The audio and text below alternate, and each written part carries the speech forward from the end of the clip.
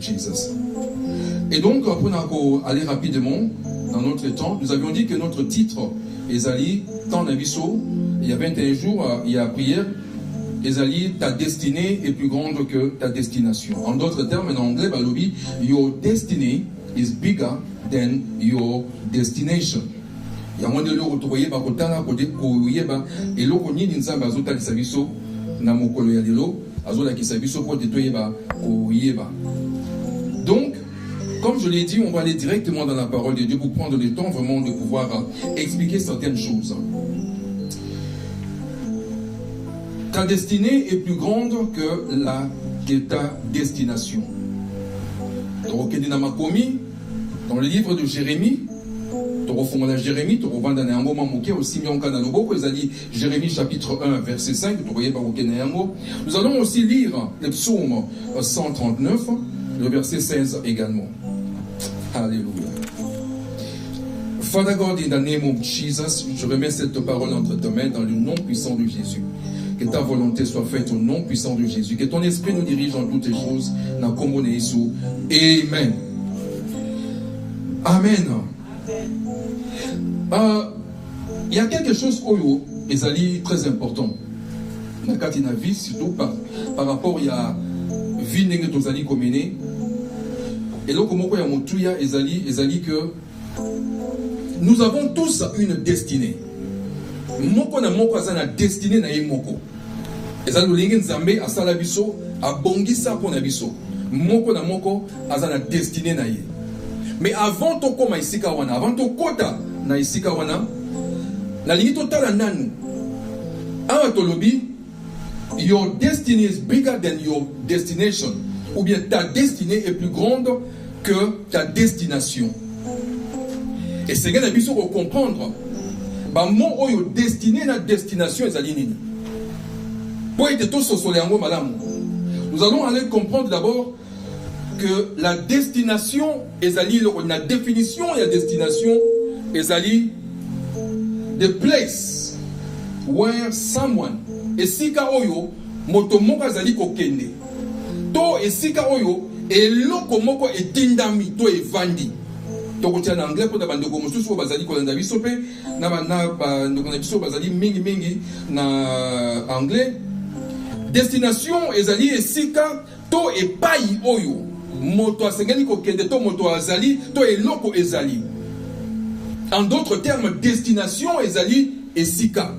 Ezali ko ça la référence na eloko. On dit la chose, quelque chose. Eloko moko okoki ko palper, ko simba, ko niata sur place. Donc c'est quelque chose d'assez important. Destination fait référence à un lieu. Par contre, ce qui va être destiné. Destiny. En anglais, destiné. Ezali en anglais, to lobby the purpose of God na katina vi na yo. Destiny is God's purpose for you, for your life. It's your appointed or ordained future. Egi koloba. Ezali eloko oyo mabongisi oyo nzambe asili ko bongisa pona tina ya bomo inayo na mikolo oyo ezali koya. Ou bien tokoki pe koloba ezali eloko oyo nzambe abongisi pona yo ekokisama na bomo ina biso. Na lingala tokoki pe koloba lisusu que c'est quelque chose que c'est une vie, to influence moko boye, capacité moko boye. Nzamba sa siliko pesa na yo eko kisama na bomo ina yo pour une raison, pour une mission quelconque. Pour na koloba que il y a une mission quelconque na motonyo surtout. Ce qui totali biloko yo mibale to komona que destination ezali ko sa référence na esika. Là où tu peux marcher, là où tu peux atteindre, tu peux voir.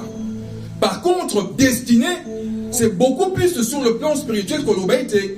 Ezali l'impact, l'influence, la chose que Dieu a prévue pour toi, pour et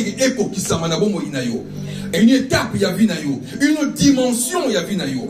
Et loko moko boye nzambe aseni ko sala, musala moko boye, mission moko boye nzambe aseni ko pesa yo eko kisama na bomo inayo. Ce qui te suit en gros, moto moko na moko na mission moko na kata bomoi. Alléluia. Chacun d'entre nous na vie a une mission moko nzamba pesaye. Ezala obotama na Afrique, obotami na Europe, obotami na Amérique, obotami wapi, ozana mission nzamba pesayo. Ezala obotami na ndenge to lobaka communément famille pauvre, famille riche, to famille ndenge nini, ozana mission nzamba pesayo. Il y a quelque chose, obotami na tina. Tu es né avec une raison. Obotami na tina. Donc on dit ngami motomo ta obotama kakaboye. Non. Obotami na tina. Et sengeli nde sikoyo oyeba koso sur la tina ya bomo inayo. Alléluia. Pour na koyeba ya moto ko kenyan ko tanga mokanda ya Jérémie chapitre 1 na uti ko talisa yo, mokanda ya Jérémie chapitre 1. Jérémie chapitre 1 lobi na biso boye. La parole de l'Éternel me fut adressée en ce mot. Avant que j'étusse formé dans le ventre de ta mère, je te connaissais. Et avant que tu fusses sorti de son sein, je t'avais consacré. Je t'avais établi prophète des nations. Awanzamba lobela Jérémie. Mais Ezali loko nzamba lobela motonyo surtout. Pourquoi? Parce que il y a des paroles, c'est vrai, Ezali propres à une personne na isika moko bopo na circonstance moko boye, mais il y a des paroles qui font référence na bisonyo surtout. Ici, nous voyons que Nzamba Zali ko bana Jérémie, avant que tu maman na yo sala na libumuna, avant que on a formé na kata libumuna maman na yo, ngai Nzambe na sina yebaka yo. Avant que tu image oyo. Avant que maman na papa bakutana, Nzamba sa yebaka yo. Nzamba sa yebaka yo. Asa yebaka yo kala. Abina yeba yo liboso avant que kutu ba parents no bakutana. Mais na tango maman suka bandi ko former na kata na libomo, tango bandi ko sala na kata libomo ya maman, abina yebaka pe yo na yebi na ngayo. Mais tala likamba lobi, je te connaissais avant que tu fusses sorti de son sein. Abi même avant que opima na mokili lelo oyo. Na yebaka yo na salaka nini na établir yo ni koloba nzamba sa bongisaki. Alléluia. Asa bongisaki. Il y a quelque chose qui est déjà prévu pour toi. Et tokei na mokanda ya Psaume 139. Na Psaume 139 verset 1er. Oh, verset 16 plutôt. Verset 16 lobi, quand je n'étais qu'une masse informe, tes yeux me voyaient. Et sur ton livre étaient tous inscrits les jours qui m'étaient destinés, avant qu'aucun d'eux n'existât. Ah, alléluia. Alors, mais avant tout, avant yo salema, na oyo to tangi liboso awa na Jérémie, alors avant que on kota na libumu ya maman na yo kasi na yebaka yo. Awa to ye ko tanga balobi, avant tout que ozalaka no moke lokola makila ya pamba. Mais na sina yebaka yo.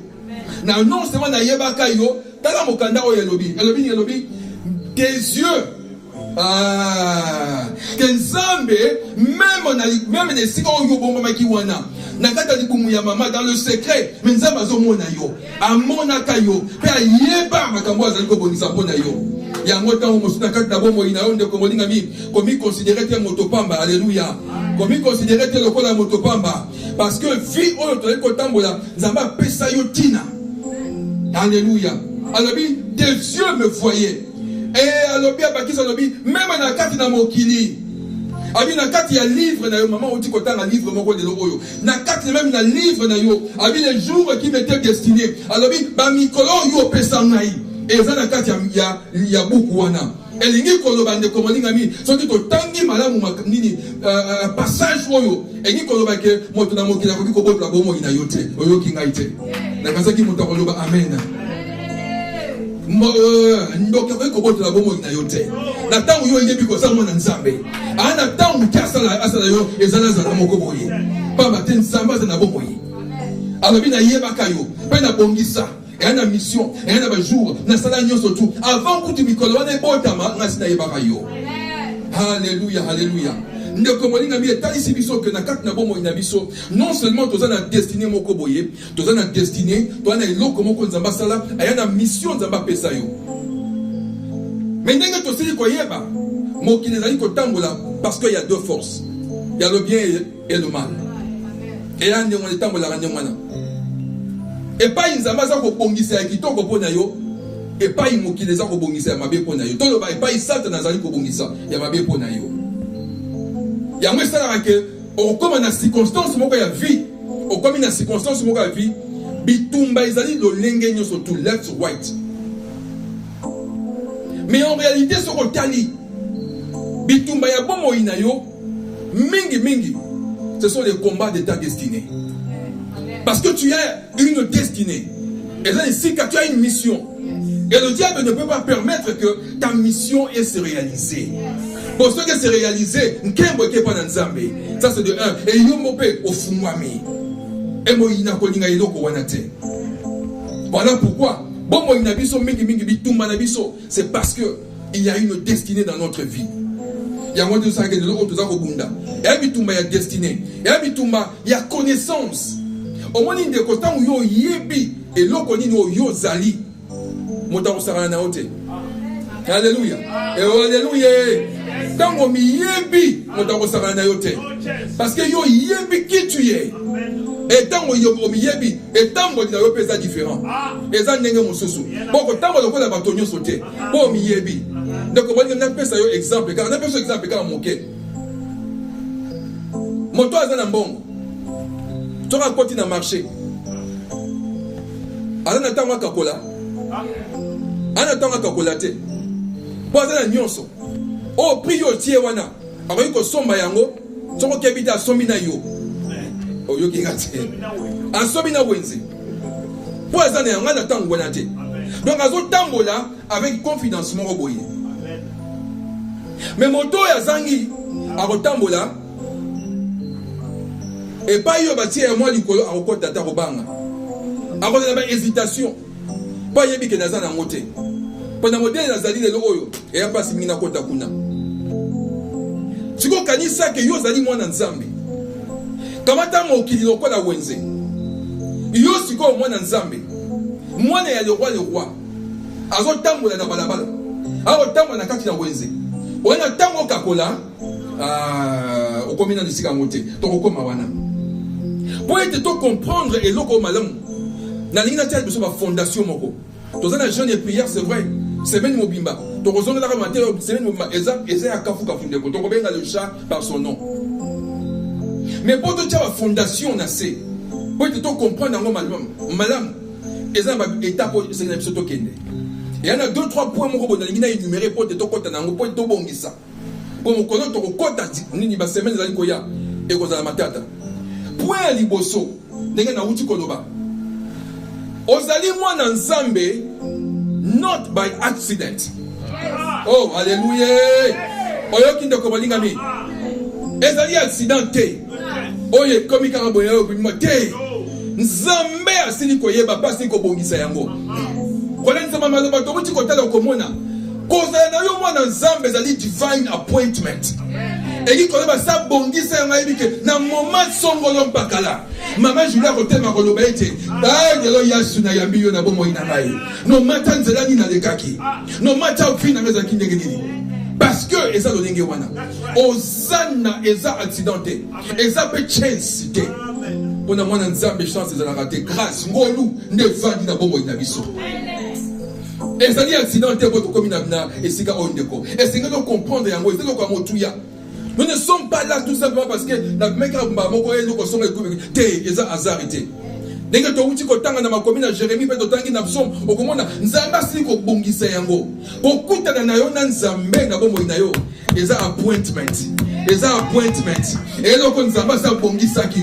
Nzamba bongisa biki na ngonga songolo. Na 12 heures kingande na esika songolo kokutana na yo ekozala soki na Gabon ndenge pasteur alobaka mingi ekozala soki na esika nini nango ekozala ndenge wana ndeko molinga mingi eza azarete no matter what eza azarete ezelo ko tosengeli ko comprendre ko sosola to koyeba ko fungola ngo lisusu ndeko molinga mingi pamba tezelo ko moko ya mutuya mais to soki kaka wana te donc na deuxième point ezali important your destiny is not attached to somebody. Elingi koloba nini? Que destiné na yo ezali attaché na moto moko te. Tokoki ko bota mana libumu moko mama pasa. triplé. Mais ma passe à nous sur Robima. Moko na moka kozana oya ye vie. Moko na moka kozana oya ye destinée. Biso nyoso to kozana ndenge mon côté. To bota makana di moko c'est vrai, mais to zara na destinée mon côté. Et puis destinée na ngai e kangamina ya leki na ngate. E kangamina ya na ngai te. E kangamina ndeko na ngai te. Ya oya ngeza ya mosusu, ya yo pesa ya yo. Oh ndeko na ngozo ki ngate. Nous avons une destinée particulière. Et c'est qu'il faut comprendre que ta destinée est carrément dans mobilité, est carrément dans moissité, est carrément dans banalité. Chacun a sa destinée. Dans la vie. Nous avons une mission à accomplir. Il y a un monde qui est que dans le botamaka, motona motazaka na destinée. Dans le baramingi mingi dans le destinée c'est le code DNA. Motona motazana na DNA na yemoko. Pourquoi copier en moteza yi komboko? Esa yo moko. Et le code la bomo yi ko la vie. Et appelle ngwana. Motona motana destinée na ye. Ana DNA na ye, ana vie na ye, ana loyenge na ye ya kokende. C'est ça la vie. Et donc c'est quand nous sommes sociaux, nous sommes liboso. Bamba te ceux qui ont comprendre yango, copy and paste, pour ça la yango te na bomoyi. Parce que les gens on a mokili batu mingi, bani ba sala lokola, bani ba sala lokola, ina sala lokola, kaka ndemwana, mais fina yeza ya yote. Fina yeza ya yote de komoninga mi. Peu importe les circonstances où vous allez vivre, fina yeza fina yote, yoza na fina yo mosusu. Nyonso tuone zozo ngawapi. Na oyeba valeur nini ozali na yango. Oza mwana nzambe valeur nini ozali na yango. Donc le troisième point ezali sika ya motuya. Your choices and attitude can affect your destiny. Yes. Engi koloba nini kolobete. Ba choix na yo na mokili. Attitude na yo na mokili. Ekoki ko affecter destinée na yo. Hallelujah, hallelujah, hallelujah. Ba choix na yo na mokili ko ko affecter destinée na yo. Attitude na yo na mokili ko affecter destinée na yo. Ezali esika biloko o esenge na biso ko yeba ndeko moninga mi. Beaucoup dans le passé, beaucoup dans leur vie, certains n'ont pas atteint leur destinée à cause du choix, à cause de leur attitude. Et moyen d'atteindre destinée wana et comme une société. C'est ce qui fait que dans la vie souvent, il y a eu des morts subites. Ba mort avant l'âge. C'est-à-dire que mon takil kokufa avant qu'apokisa makambo nzamba pe abongisa pona bomo inaye. Pourquoi? À cause du choix. Choix ezelo ko ya motuya. Attitude ezelo ko ya motuya. Na pesa ka exemple o mingi, exemple moko terre à terre. Moto oyo nakanisa mokolo mosusu na kini bandeko moko na kina na mboka kuna to tindi mwa ndoka bengi oh moni tala boy biso OK problème ité nangolu to tindi moi quelque chose ndeko azui nakanisi yo poso sala expérience oyo bandeko tango ba kozwa kuna atakuta benga yo des fois ko benga pe yote des fois pe ko mona kaka texte amukie thanks merci et suki wana est-ce que vous attendez un courage de rester là lisusu mingi za rapasi. Pour ce moment, la moto a reconnaissante. Et l'ingi kolobaki attitude na ye moko et kangi ipamboli na ye. Moi yo pesa sou mingi zalité. Pour attitude o ya la kisi déjà ezali jali kambo monene. Attitude ezelo ka motuya. Ya moi kanga biso ba porte belé. Puisque comme monsieur fongola ba porte ça dépend de aux moto mo ka yembaka lobi lobata pardon, lobata merci. Pour merci et font la rappeler ma porte. Alléluia. Merci font la rappeler ma porte. Bon mon temps vous appelle si capé que doit na simana ko la paix sous ya mingi. Oh boy boy. Voilà des choses les plus importantes aux alliés élémentaires. Et ça pour que attitude na biso alliés donc comment ya motuya. Charles Swindoll na lobby, attitude is everything. Et c'est loko nyos na mokili, tout se résume à cela. Attitude na yo. Il y a un des important. Alléluia, alléluia. Nzambe na likolo atala rabiso. Atala ratani attitude à moi des ndenge nini. Lo ndenge nini mwana zotambola. Lo ndenge nini mwana attitude na evert na ngeza ndenge nini. Po ete pa yeba kosala lisusu ya mingi. Attitude. Pour que lobela ngo awati kuna lobi na ebisio parce que za nyonso koleka.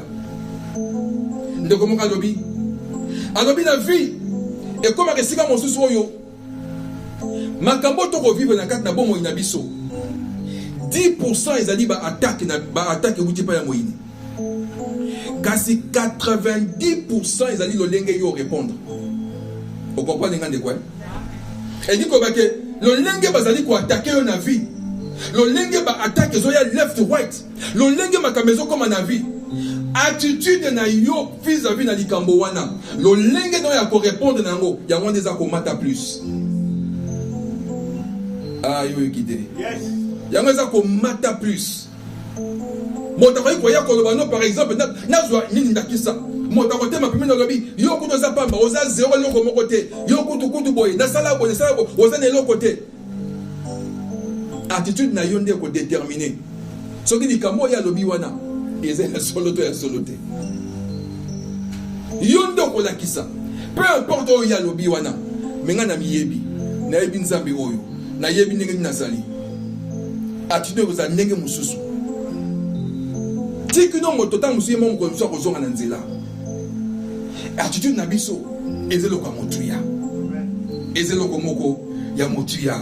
Attitude na yo ko ki ko affecter destinée na yo na lolenge moko boye. D'une manière ou d'une autre, et qu'on y affecter yango.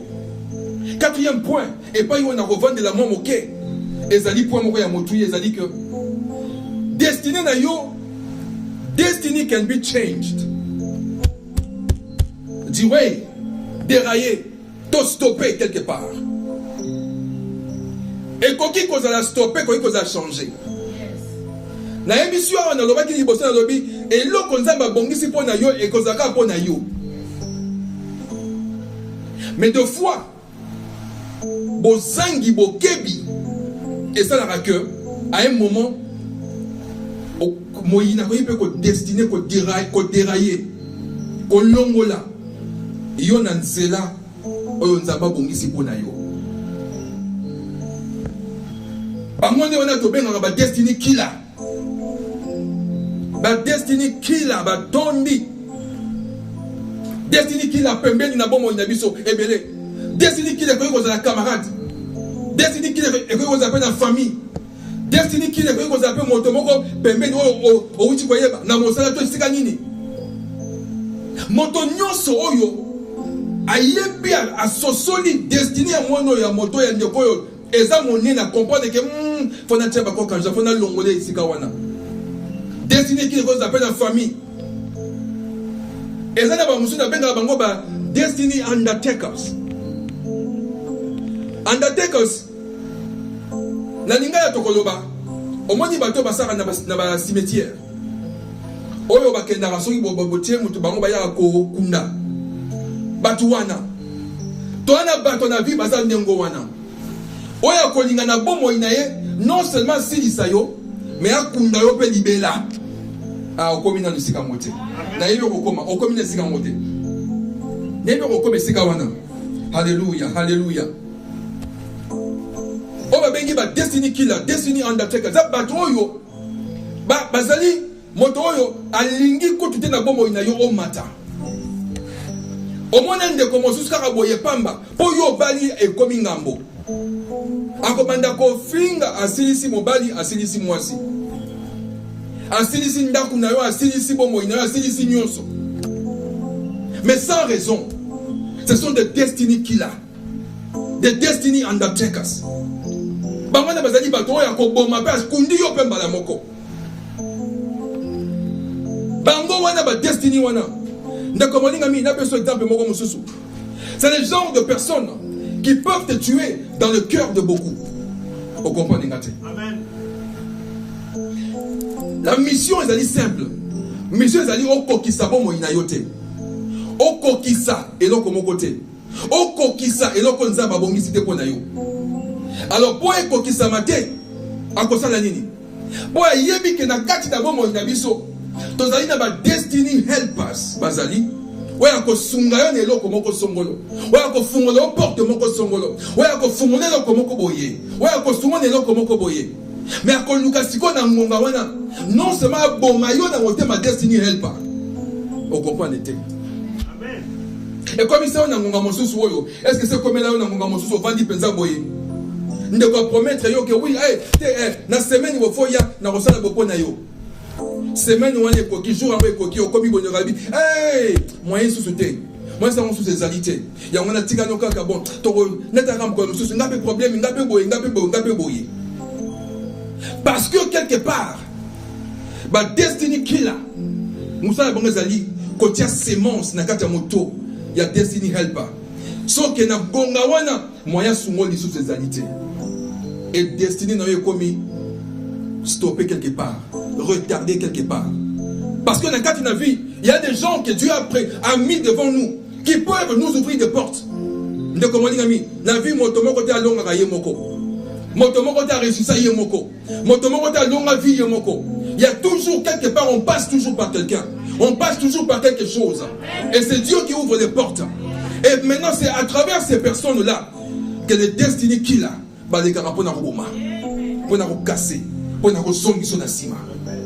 Et c'est ce que nous vivons souvent. Na plus ça que exemple le dimanche on a zaï ko lobake on a tina ya maté oyo moi si asini kobala ndekwa bali peut bien. Et la chose la plus compliquée c'est que a bali na kati na itonga na nzambe enfin toloba a bali frère entre parenthèses bavanda pe quelques mois après quelques 6 mois après frère a parfouki na ndenga rosaranate. Balabi frère autant bon ma société ma mbonge zo kota modèle au saranate. Mais n'a pas ça exemple dans le but que dans le même moment la femme s'est retrouvée à avoir une vie de prostitution qu'elle n'a jamais compris. A comme il a dit nous maman on habite dans l'autre et on na yebite et uti wapi. Et c'est après révélation qu'elle a comprendre oh comme Zayawa. Na tango tiki ko bali oyo Ndekomolingami et Oumelate. Plus de 6 mois après, biloko ya mobali ebani ko collapse. Moko na moko. Tina suka po nyon se sili. C'est alors que la révélation est venue. Que mobali a bala qui est en réalité, non pas parce qu'elle l'aimait, qu'il l'aimait, mais a bala qui est parce qu'à mon akala qui a destiné moko makasi. Et dans le mobile, il y a bala qui est pour la monnaie qui est étoile na yé kongenga. Pas yé qui est pour la étoile na yé. Et donc il belé ko salema. Et na bali yé pour ayus étoile wana. Abani ko sale la yango. Et na tanga zo sale la yango. Yé koto azo zwa. Mais koto kuna mwasa zo komana vie mususu. Il y a des gens qui vivent de vie pour les abangote. Na zongeline de komolingami. Les gens vivent une vie, les alliés vivent une yote. On peut vivre mais en réalité, selon ce que Dieu a prévu pour toi, ce n'est pas ça. Tu vis autre chose. Est-ce qu'il y a son zamba qui l'a pour naboyer? Alléluia, alléluia. Il y a un zongeli, au soko yebi valeur na yo. Ah, soko yebi valeur na yo, de komolingami. Soko yebi valeur na yo. Oko tala ndeko molingami na kati na wenze marchandise oyo ezaka chipa mingi ezaka na emballage te oye bien oyo ezaka cheap mingi ezaka polele boy mais oyo ya motuya ezaka toujours na emballage bien emballé bien arrangé parce que ça a la valeur. So comme il y a valeur na yo ezalo comme soso tu kana pesa yo exemple on de comme lingami na Genèse 25 ezalo comme ko ya motu ya Genèse 25 yo kaninga bible lobi na biso lobi wa lobi Isaac implora l'Éternel pour sa femme verset 21 car elle était stérile et l'Éternel l'exauça. Rebecca sa femme devint enceinte, les enfants se heurtaient dans son sein et elle dit s'il en est ainsi pourquoi suis-je enceinte? Elle alla consulter l'Éternel. Et l'Éternel lui dit 2 nations sont dans ton ventre. Et 2 peuples se sépareront au sortir de tes entrailles. Un de ce peuple sera plus fort que l'autre. Et le plus grand sera assujetti au plus petit.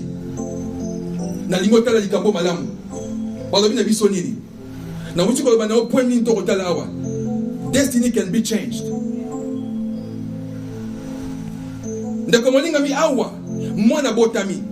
Isaac a sengi na nzambe. Rebecca zuizemi. C'est Rebecca comme na pasi. A comme komona ke na kata makambo za ndenge na ndenge. Akei pa nzambe bi o nzambe kama mo za ndenge nini. Zemo pesi ngeza boye. abani kotala nzamba lobi na bi na kati na yo baza mibale mapasa mibale. Mais non seulement ça lobi, non seulement baza mapasa, mais bazali pe deux nations dans la kati na yo. Mais si ko tala li kamizo le kawa. Bible lobi na biso lobi ni lobi, alobi na lo lenge bazali. Ya mokie nde akolonga akozali kolo ya oya ya liboso. Alors que normalement, selon la coutume et la tradition, c'est l'aîné qui doit être déçu. C'est l'aîné qui doit recevoir la double portion. Mais awa, Nzambe déjà na kata li bunga lobi et ko sa boy ko changer, na changer on. Yo, destiné na zala, o ezana destiné na ye, o e pas na o ye, mais ya leki monta ko leka likolo. Et ni ko loba ke Nzamba sa bombisa ngo kala. O wana toto bimina ngo kiliboy. O bundisi lo lenge nini, e ko simbakate. E ko simbakate. Son Nzamba décidé na eloko moko boy. Eza lo lenge Nzamba sa ko bombisa makunini biloko na ye. Ndako molinga mi soki to kena kata makomi soko landili kamo malamu na kozonga na ngoma moki komona quelque chose peut être changé quelque part. We never know. Eza lo lenge Nzamba za ko sala. Et ngiko ba ke mabongisi ya Nzambe tanga sali destin na ye. Eloko moko te e ko longwala ngona na sima. Sauf soki na mokili awa bato batele ngo batala eloko balingi basala ya mabe. Na continuer sur côté sur exemple mosusu 48 de Genèse. Puis Joseph vandi kanisa likambo uti koleka awa natali soki balobi nini Nzamba lobi ya leka kozali kolo ya mukolo leka zaki nani Jacob ya zaki nani Esaü. Quelques années après Jacob asili kobota bana ndenge bazalaki 12 wana baboti 12 nani ya mwezi zaki 13 mais matanga ke mingi te baboti 12 wana 12 oyo ya mibali baboti pe Joseph aye kobotama Joseph abotami Joseph abali Joseph azui mwasi Joseph aboti bana mibale aboti Ephraim na Manassé bango mibale mokolo oyo Joseph Jacob akomi na isika oyo akomi mokolo akayi kotala ye visite na Égypte. Avant de l'Égypte, bani kotala bana bazali koya. Joseph aye na bana na ye. Atoma bango liboso papa. Abi papa bana bangoyo. Yango to kotanga na mokanda. Balobi na biso. Puis Joseph les prit tous deux, Ephraim de sa main droite à la gauche d'Israël et Manassé de sa main gauche à la droite d'Israël. Joseph a yébi très bien que na vie ndenge tozali boye. Selon la tradition, c'est le nez qui doit être déçu. Il faut dire du pamboli, il y a grand-père, toi il y a papa. Ayebi ya monengwana parce que ça tradition nenge esalema. Akamati mwana liboso Manassé. Aye na ya tieye na mopanzi, il y a droite, il y a loboko, il y a Jacob. Pas yebi que loboko, il y a mobali ya ngone sengeli pambola. Akamati Ephraim oya leki, atena nzela esika oyo na gauche, il y a Jacob. Aye na bana tie bango liboso. Mbala moko papa akangi miso Jacob bani ko sambela tanga bani ko sambela biso lobi na biso na moment oyo ezali ko sambela across maboko na ye loboko mobali alekisa ngo pa ya Ephraim loboko mosusu alekisa ngo pa ya Manassé. Joseph atema lobi te papa ezanga ndi ngwana te papa longwana loboko zongisa ngo pa ya mokolo yende sengelo pambola papa lobi ni na lobi Joseph tika eza makamba destiné eza makamba destiné eza ngo likamba tradition te ya likambo ya coutume te na ngongo yo tika yango eza mandengwana bwa across maboko eza yupe lolenge ndengwana. Il y a eu une transmission eleki sika wana mwana oyo kutu ayebaka te Joseph atombo ki alobi tout ça bi tika ndengwana tika ezala ndengwana. Papa, verset 19, son père refusa et dit, je le sais mon fils, je le sais, lui aussi deviendra un peuple, mais son frère cadet sera plus grand que lui. Expérience ou te penangai. Esaü azalaki mokolo, mais ngai nde nzamba loba na kozali kolo yango wana. Tanga ndegezali tika yango ile kande wana. Et dit que dans la vie, il y a ce que nous appelons des onctions personnelles, non, onction générationnelle. Onction générationnelle, les alliés qui quittent de père en fils, ou encore de mère en fille, ou de mère en fils, et ceux qui quittent des parents, n'a pas fils. Et donc, il y a ma génération, chaque génération, il y a au moins quelque chose dans la vie. Il y a au moins deux fois, au robot à moi, à Mobimba, na yo kopi kolé. Il y a des générations comme ça. Et ça, on se fait personnel, ils ont dit, ils ont tiré un mot pour qu'on ça, mon salam sur les champs, et puis si là. Mais monsieur, ils ont dit, ils ont collé na libota Mobimba, ils ont quitté. Ils ont quitté.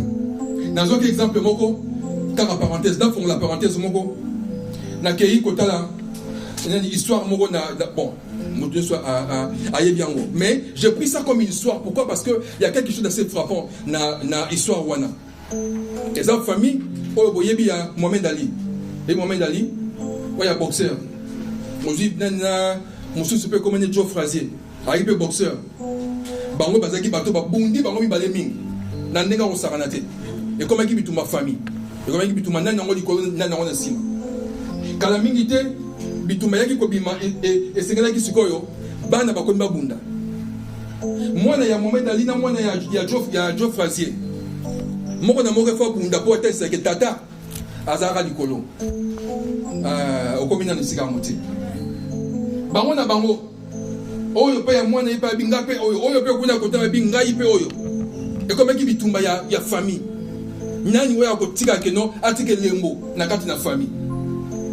Et ça mi pe lolenge wana. Yeba bango mi balé.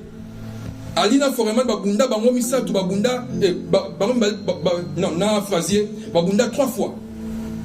Yango ba benga omi mingi na trilogie de Mani Soki Boye. Donc babunda 3 fois. Mba liboso babunda Frazier a gagné. Mba babunda non, mba liboso babunda match nul. Frazier a gagné. 2 et que match nul. 3e Ali a gagné. Bana siko ba yoko kota kata picture. Oya moi ça lobby. Biso photo la kisa 4e ezali. Il y a 4e de aussi ça makambo. Famille na lilonga. Bango pe ba koti pe na bitumba. 4e babunda psycho 4e fois. Il y a même famille. Babundi pe babundi. Oya moi si Ali a gagné. A commis ko tome un peu bisoti. Pour gagner 2 fois. Alléluia. Mais si ko na ngonga oyo bana bakokolo moka tema lobi yefa zone salikambo wana. Ozo comprendre génération ni rezo kende. Il y a something ya génération zo kende. Kokolo moka tema lobi te. Na ngana ko tika boite. Oya mso di bote suka no e suka ngwana te. Donc comme moi te ke mikolo ko ya ko di pesuso le petit-fils de Joe Frazier na le petit-fils de Mohamed Ali Babunde. C'est là où je voudrais en venir pour dire qu'il y a une autre chose, il y a génération Zali Koleka.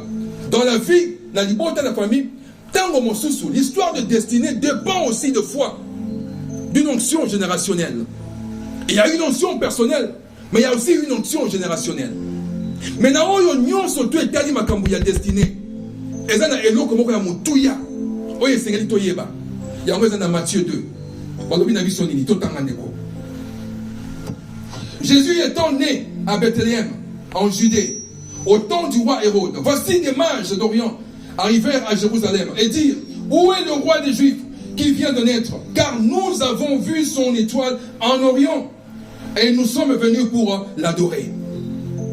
Et là, quand il y a des nini, Yesu azali kobotama, mwana azali kobotama. Mais banani ba moni étoile ya mwana. Na ningo sosolandeko. Banani ba moni étoile ya mwana. Ba mage. Les mages n'étaient pas des chrétiens. Ni des sacrificateurs. Ils avaient leur science occulte quelque part. Mais à cause, il y a études, il y a science nabango. Ils ont pu repérer qu'il y a une étoile ébimée. Et ça konginga. Et ça konginga nandinga ko sakanate. Et la chose la plus importante, c'est que si étoile wana, babani ko landa yango. Tiba comme sika oyo sengelaki bamona epai oyo motabotami bango moko balobi moto moko monena botami na mboka oyo moto moko onena botami na mboka oyo na lina ibsa moto moko ndeko oza étoile liboso na Nzambe oya yeza monene za konginga kolinga te moto a éteindre yango kolinga te moto a éteindre yango kolinga te moto a éteindre yango na kata bomo na biso. J'ai remarqué quelque chose d'assez exceptionnel. Na remarqué que na kata na vie il y a des gens qui sont des étoiles. Aza étoile yemoko. Angenga kanalodenge na ye. Et ça peut être mission sur bazali bazane na étoile. Monsieur azali aza étoile yemoko, mais monsieur aza na étoile ya makasi eza kongenga. Il y a une différence. Et ça peut être monsieur pe na vie azane ni l'un ni l'autre. Ane l'autre. Si comme mon qui ne sala que bato mon qui ba occulter Seigneur sur baluka batala. Ayeba oyo soki ba repérer yo waza na étoile munene ye wana de tokanga. Yende to soa to salela. Parce que on a power, on a quelque chose à motuya. Il faut to soa to salela. Yango zo mona bitumba zo le kalelo oyo. Eza bitumba ya destinée. Et toi nezo ngenga nini. Mon monde a soka repérer yango automatiquement. Abani ko bungisa ko luka azwa yango. To akanga na yo, yana bato ba ko kanga na yo pembeni. Non pas parce que balingi yo, non pas parce que ba sepela na yo. Et ça parce que toi no eza kongenga. Parce que no lenge yo sali, on a power, on a aura. Mo ko zo tambola. Mo ta ko kanga yo ka pombe ka boye. Oze ba te ka boye. Menzo kazana tina, ane lo ka zo luka. Ana tina yango na yebisaka mingi ba mama tango ozosala likele bato ozokota na kata ba moziki ndenge ezalaka keba na moziki epai ozali bo bato mosusu bakoti mpe wana po aluka epai ya koatteindre yo oyoki nga te ndeko ndaleka esika wana keba esika wana parce que étoile na yo eza nde bitumba ya ville lelo oyo bakoluka nde baetteindre yango po moto asalela yango na kati na vie napesaki yo ba exemple ebele na baki ke tokopesa ba exemple tokozonga na yango awa tozotaka fondation po na moko toyeba étoile. La vie est qu'on a changé. Destinée qu'on a changé. Ce qui monte so ya comprendre étoile na yo. Akoki ko bongo la makambo na lolenga o sabanate. Avec ko bongo la na lolenga o sabanate. Tala de lo na bamboka na biso de lo oyo. Occultisme mati na ndanga o sabanate. Ba ko ba koti na ba loge tout ça, il paye et belé na ndanga o sabanate. Tout ça pourquoi bazar ko luka. Mais en réalité ce qu'on t'a dit malamu. C'est parce que ces occultistes savent. Tu as mon Dieu aux étoiles, à mon Dieu que moi dans la destinée ma casse. Tous doivent être côté ça yawa. Biso to sale la yango. Ba ko sale na ndengwana. Et yo soko yebite valeur yo za na yango eza pasi au comité kachipa. Alléluia. Au comité kachipa. Destinée ko iko za changer ndenge nini. Na isika oyo tango mosusu vandi boyo na bomoi. Obéissance de l'obara et c'est le komoko ya mutuya. Nazoka exemple il y a Saül azali motoroyo. Nzambe aponi ya lobi ke bon OK, bana Israël ba sengi bazala azala roi na bango. Asui ya lobi OK bozala wana. Ye Saül na pesi bino ye. Mais tale loka mutuya. Bible lobi na biso bazui Samuel, Nzamba azui non seulement azui a bongoli ye bomoi. Mais a bongoli ye pe bomoto. Lorsque Samuel lui a aperçu Saül, l'Éternel lui dit: voici l'homme dont j'ai t'ai parlé, c'est lui qui régnera sur son peuple. Samuel dit: l'esprit de l'Éternel te saisira, tu prophétiseras avec eux et tu seras changé en un autre homme.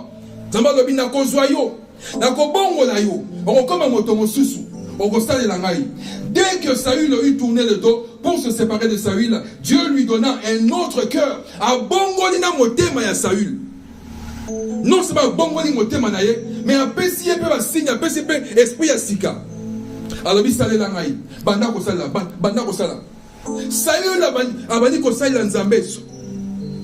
Saül hier, abani ko sala nzambe, mais obéissance ezangi. Pour azangi obéissance.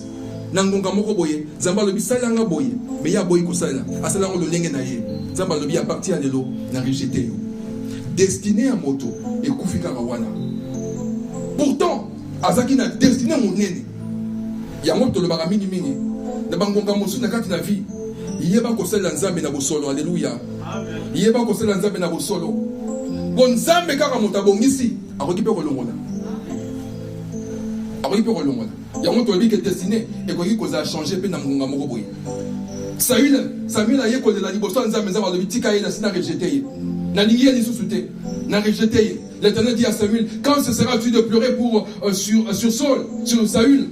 Je l'ai rejeté afin qu'il ne règne plus sur Israël. Remplis ta corne. Kende ko wendre moi na mususu.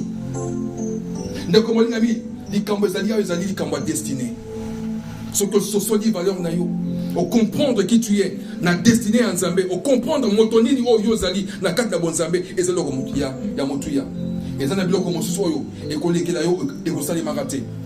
Aujourd'hui, les occultistes cherchent à détruire tout simplement. Il y a ko boma bato, il y a ko sinisa bato pour nini pour comprendre que ba chrétien mingi ba socialité valeur na bango. Alléluia. Ba chrétien mingi ba socialité valeur na bango. Motomora lobby, l'église, c'est la seule armée qui tue ses propres soldats. Oh, de Komolingami.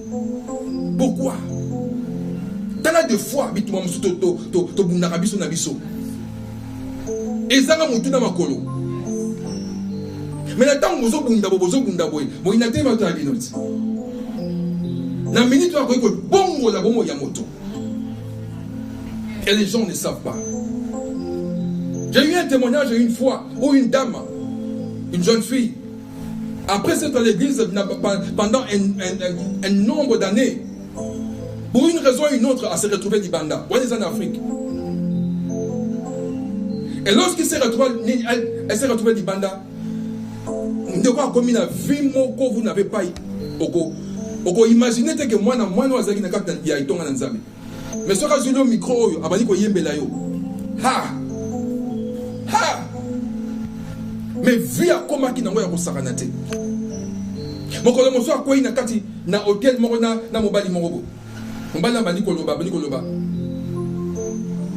Pour une raison, tu éviter le roni et les kaki na l'isolo ba kota ki isola nzambe koti na kati. Parce qu'il y avait une Bible, mon aborté monsieur ba Bible bébé. Ba lui second. Oya mki ablo wana. Atali ngoti moto yebisa lobi na ngongo yo les apasi mingi pona kutana na bandoko mususu bana nzambe bena kati na itonga bena bimana bango mama soyo eza lokola eloko moko soni na matoi na ye abaluka talabi ndenge nini abani koloba moto azoloba mo pagani. Dieu peut, si Dieu a choisi de parler à travers l'âne, il peut aussi parler à travers un païen pour te corriger. Il peut utiliser mon nokoya païen pour corriger. Aïe, il faut que tu aies de cause en Anzela. Et là, Nabisika, mon sous que nous sommes à pensa, bon, ça, Pastor, leave this one. This one is not for you. Let me do it. Oh. Comme ça. So sometimes Dieu peut utiliser n'importe quoi pour azong sunanzela. Abani koloba nae. Tant abani koloba nae abani koloba. Du coup, cette fille commence à pleurer sur place. Et le monsieur lui demande c'est quoi? Abi je ne sais pas. I feel very strange. I don't know what's happening to me. I don't know. Abani kolela. Ameki ko calmer. Elle a pris ses clics et ses claques. A fongoli porte Yowana Bimi. C'est quand elle est sortie. A commis Libanda. 2 jours après, à zone une église. Abani ko tato la zone balobi. Nazaki mwana nzambe. Nazali kaka mwana nzambe. Mais na bimaki na nzela. Pourquoi? À cause de ceci, cela. Mais et pas y oyo nzamba ke ko lobela ngai. So na beti no lisole sika wana. Tam so ba mususu ba opesa ka mbo nini mbotete. Ndeko ya silisi assisi témoignage na zongi ba to sepe ba komisi nzambe. Ce sont les mêmes personnes à l'église. Ne ba zo beta lisolo. Ala kandumba te bi ko yebite. Motabongwani mutazongi na nzela. Mutabongwani na ye zongi na nzela. Bonno zozongi se l'est passé na ye. Et c'est ça la vie. C'est ça l'église de Christ aujourd'hui. Nous tuons beaucoup de gens à travers une destinée à Batuzo Bomayango, même dans l'église. Parce que nous voulons les rappeler une certaine vie, une certaine époque. Nananga lobi que Moda change raté. Il n'y a que Dieu qui touche les cœurs et change. L'histoire de destinée un jour.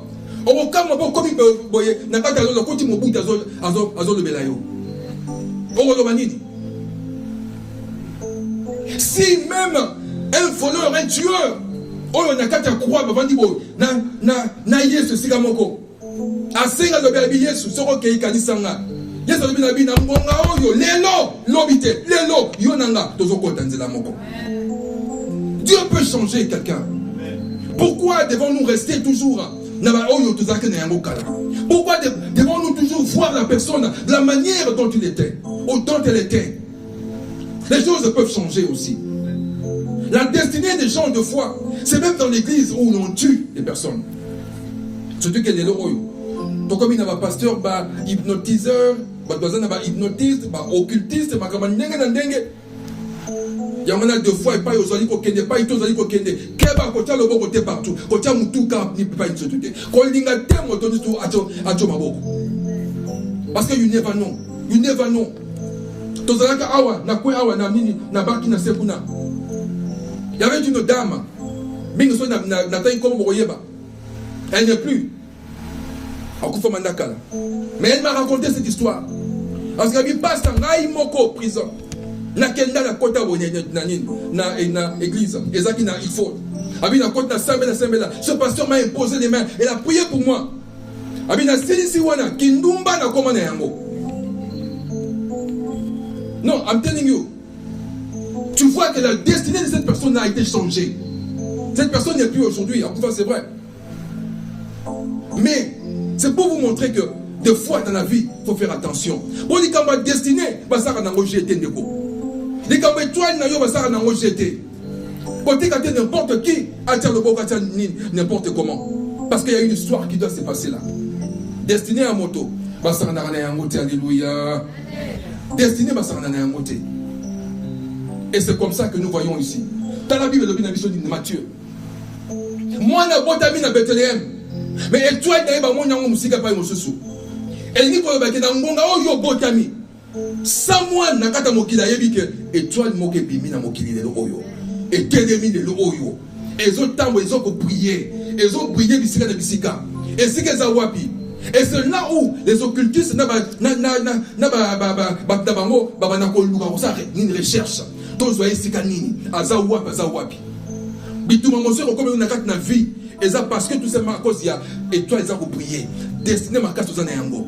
Bituma mosusu na vie na yo ezali parce que ozokumba eloko moko heavy, ozokumba tango mosusu moto akobikisa bato ebele oyebi te. Et yango mona ke tango bituma mosusu oye na kati na vie koyeba te left right na liboso na sima. Pourquoi? Parce que les gambo destinés yango na sala na valeur yeba destiné na yo ezali wapi na moni tango mosusu ezako kende yeba destiné na yo evande sika nini. Il y a une valeur, il y a une destinée dans yo. Il y a une destinée dans yo pour se comporter pour la carte de la vie. Parce que c'est le moment il y a mon tuya. Mon à comprendre. Lorsqu'on comprend qu'on est une étoile, lorsqu'on comprend qu'on a une étoile forte, nous comment même temps où nabiso échangeaka. Quand on a vu ça mon kidi échangeaka. Quand temps où on ça makambu échangeaka. On comme un keba. La famille belé va changer biso ba vie na lolenge belé. Bana babotami bakozwa isika mususu bakozwa bako use ba étoile ya bana wana pona kotena mutu moko yenda tellement asala ba asonga batu mususu. Mais en réalité va changer ba nos vies. Ba bebisi bango vie ba komika ka boye pamba. Moko kana kata famille abimisa mutu. Mais des fois aussi dans la vie au monde que moto mususu penza a telemi penza pe boye azana vie tout temps pe malamu mais basi ba longola ye l'essence de sa vie. J'ai rencontré une fois une personne, mais c'est l'odeur de la mort. Vous avez vu ce comme il a eu. Aujourd'hui, on que sur la liwa, I'm fine. Mais je sens l'odeur de la mort. Mais en tant que pasteur, je ne peux pas lui dire que non. On s'en coufa.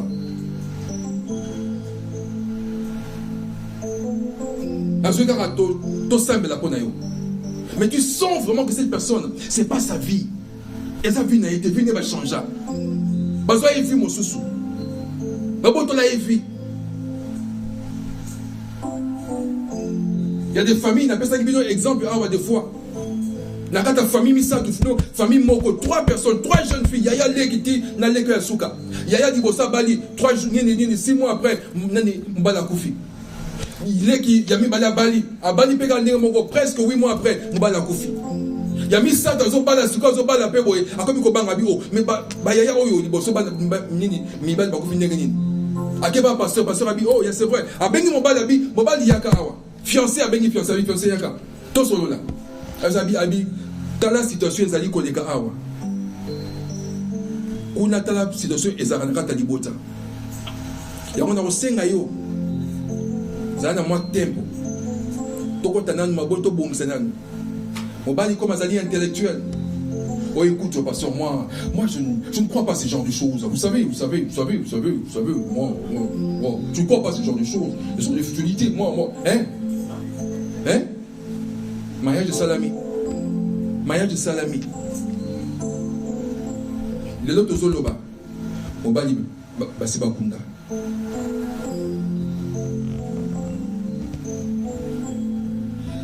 Yango ndeko. Yeba ososola. Et c'est quand je faisais ici à Rochelle au Coloté. I want to talk to somebody. Hallelujah. Hallelujah. Thank you, Jesus. Hallelujah.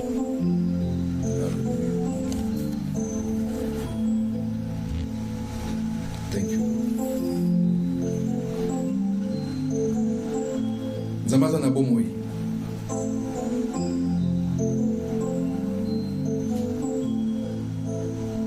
Il y a 2 personnes où le Seigneur me fait comprendre que you need to make sure entourage nayo 2 personnes entourage nayo check carefully. There is one who want to use you as a point of contact. He want to use you as a point of contact for something.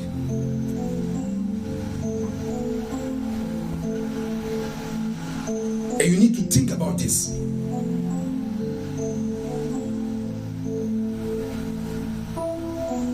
And one of them is really proche. But amitié ou humilité. Ce n'est pas le genre d'amitié où il s'agit année toye bana en Afrique, toye bana toye bana non.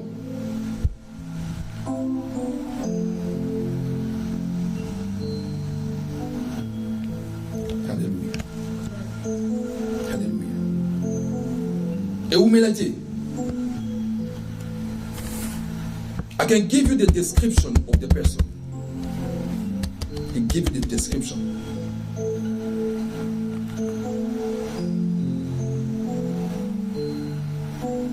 Hallelujah. Thank you, Lord. I think I will talk to you just after this. And some of them, one of them gave you money. One of them gave you money. Et le Seigneur me dit, fais tout possible, remets cet argent. If you already use it, so also utiliser qui yango. I mean now, take the same amount, pray for it, zongisele yango. Because the purpose of this is not you, it's your children. Hallelujah. Yango cela très attention de Congolingami. Et quand ma destinée, quelque chose peut arriver n'importe où, n'importe comment. Hallelujah. I want après. I want you just to pray. N'évitez. Anything. Na motema na yo oyo ezali kotema lelo oyo na ngonga oyo na motema na yo. Na ngo sambela pona yango. Tsango liboso na Nzambe. Anything.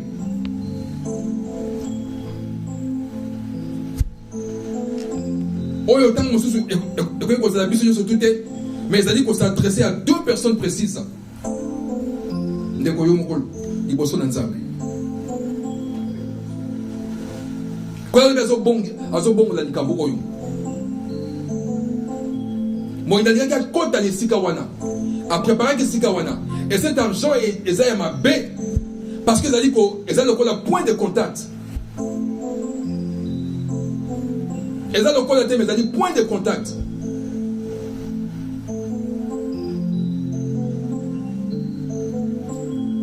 Na komboni sumasia, papa na komboni sumasia. Na pokwa de Seigneur, tozo canceller assignment sur Moïni, na bombo yandeko au nom de Jésus. Tozo canceller assignment wana Moïni na bombo yandeko au nom de Jésus. Yabe tozo canceller assignment yandeko na ya Moïni na kati ya bombo yandeko au nom de Jésus. Alléluia.